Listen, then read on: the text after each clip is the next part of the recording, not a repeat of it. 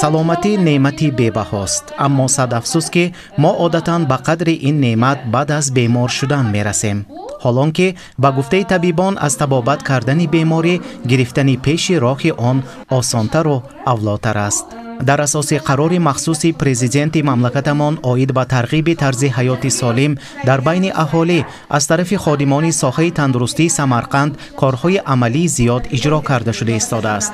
аз ин ҷо дирӯз масъулини поликлиникаи оилавии рақами якуми шаҳр таҳти роҳбарии сардухтур Нигина Аббосова дар яке аз маҳаллаҳои Самарқанд шуда таҳти шиори рӯзи саломатӣ ва хӯрокхӯрии дурусту бурдани тарзи ҳаёти солим чорабинии тарғиботӣ гузарониданд. дар он масъулин ба ҳозирин дар бораи тарзи ҳаёти солим маълумот дода бюллетенҳои тиббӣ тақсим карда шуд. Aholi orasida sog'lom turmush tarzini targ'ib qilish maqsadida sog'lom ovqatlanish kuni o'tkazyapmiz. Shu aholini sog'lom turmush tarziga tatbiq qilish, shuni amal qilishlari uchun biz shifokorlar hafta kunlarini turli xil salomatlik kunlari bilan nomlaganmiz. Masalan, mana bu dushanba kuni bu stressga qarshi kurashish kuni, seshanba kuni tuz va shakarni cheklash kuni, chorshanba kuni tamakisiz kun, payshanba kuni sog'lom ovqatlanish kuni, juma kuni piyoda yurish kuni va shu bilan bir qatorda shanba kuni bu salomatlik kuni hisoblanadi.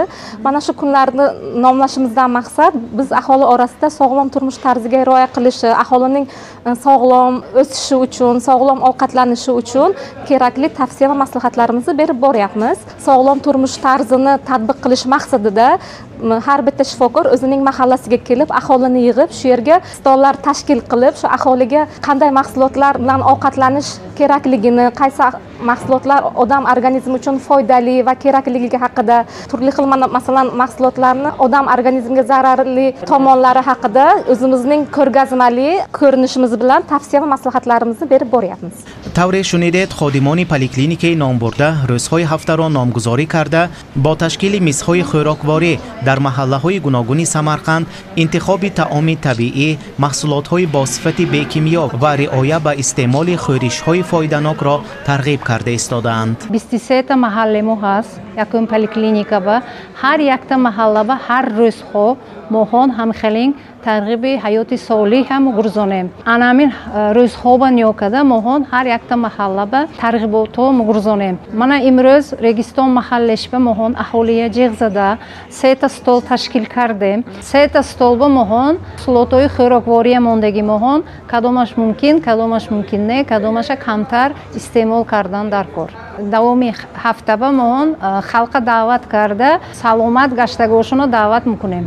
албатта мақоли саломатии ҳар як шахс дар дасти худи ӯстро ҳама шунидаему медонем.